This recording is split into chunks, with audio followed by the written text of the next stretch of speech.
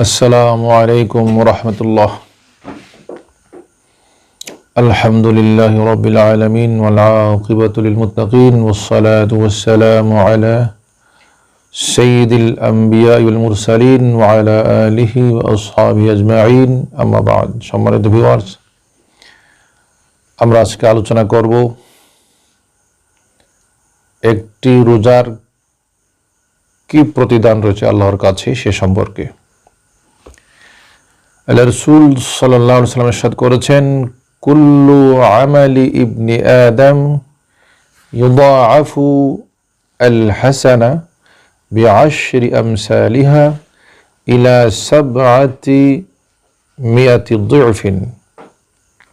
অর্থাৎ আল্লাহ রাসূল বলেছেন, প্রত্যেকটা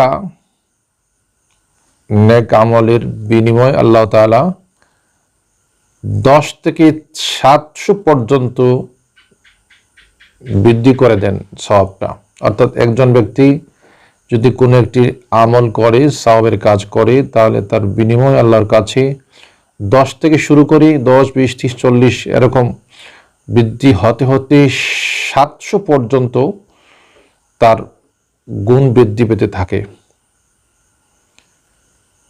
এর জন্য আল্লাহ রাসূল বলেছেন, কুল্লু আমালি ইবনি আদম ইউদাআফুল হাসানা বিআশরি আমসালিহা ইলা সাবআমিয়াতি দিফিন। অর্থাৎ একজন ব্যক্তির একটা নেক আমল যদি হয় বা করে, তাহলে তার সে আমলের বিনিময়ে তাকে 10 থেকে শুরু করে 700 পর্যন্ত সওয়াব আল্লাহ তাআলা দিয়ে থাকেন। কিন্তু আল্লাহ রাসূল বলছেন, আল্লাহ তাআলা তার বান্দাদেরকে বলছেন যে ইল্লা সাওম, কিন্তু রোজা তার ব্যতিক্রম। অর্থাৎ রোজার বিনিময় কিন্তু 10 থেকে 700 পর্যন্ত নয়।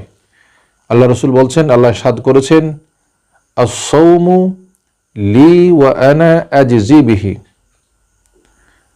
হাদিসের মধ্যে আল্লাহ রাসূল বলেছেন যে আল্লাহ ইরশাদ করেছেন, রোজা আল্লাহর বান্দা আল্লাহর জন্যই পালন করে, আর এ কারণে আল্লাহ নিজে এই রোজা বা সাওমের বিনিময় দিয়ে থাকেন। হাদিসের ইবারতের মধ্যে যে শব্দটা এসেছে আনা আজজি বিহি,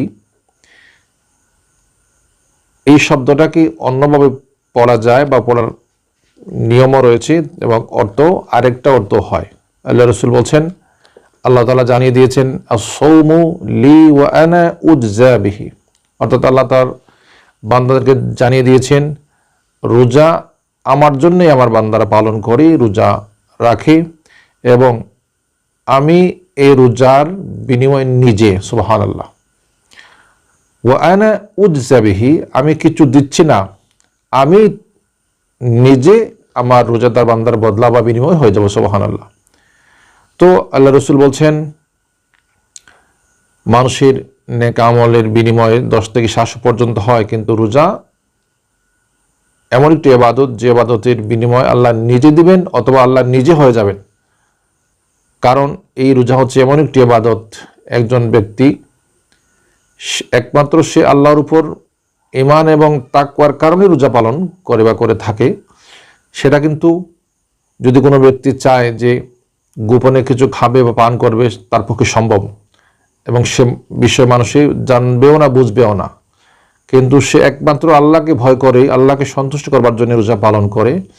সে কারণে আল্লাহ তাআলা বেশি খুশি হয়ে এই রোজা বা সাওমের বিনিময় ব্যতিক্রম করে রেখেছেন, যে এই রোজার বিনিময় আল্লাহ নিজে দান করবেন, এবং সেটা 10 থেকে 700 সংখ্যা দিয়ে নয় বা 700 সংখ্যা দিয়ে হবে না।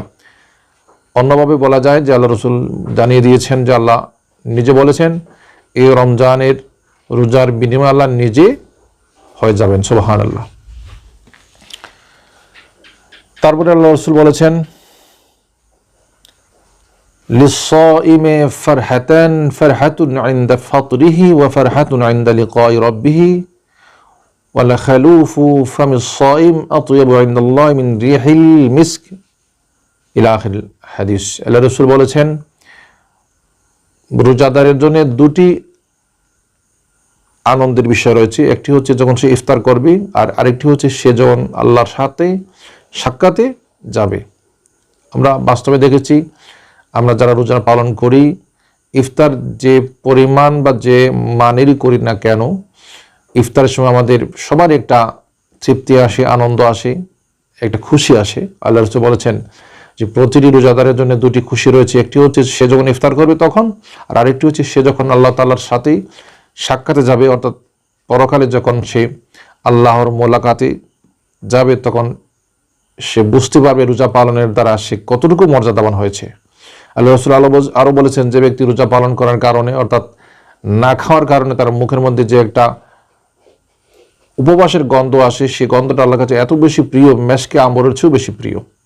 সম্মানিত ভিউয়ার্স, আমরা জানতে পারলাম একটা রোজা পালন করলে আল্লাহ তাআলা কতটুকু সন্তুষ্ট হন তার বান্দার উপর এবং কি পরিমাণ বিনিময় দেন। তিনি নিজ হাতে বিনিময় দিবেন অথবা তিনি নিজেই রোজার বিনিময় হয়ে যাবেন। আল্লাহ তাআলা আমাদেরকে রোজা পালনের জন্য তৌফিক দান করেন। আমরা যেন রোজা পালন করেই আমরা ধন্য হতে পারি, আমাদের জীবন ধন্য করতে পারি, আল্লাহকে সন্তুষ্ট করতে পারি। আল্লাহ যেন আমাদেরকে তৌফিক দান করেন। সবাই ভালো থাকুন। আসসালামু আলাইকুম ওয়া রাহমাতুল্লাহি ওয়া বারাকাতুহু।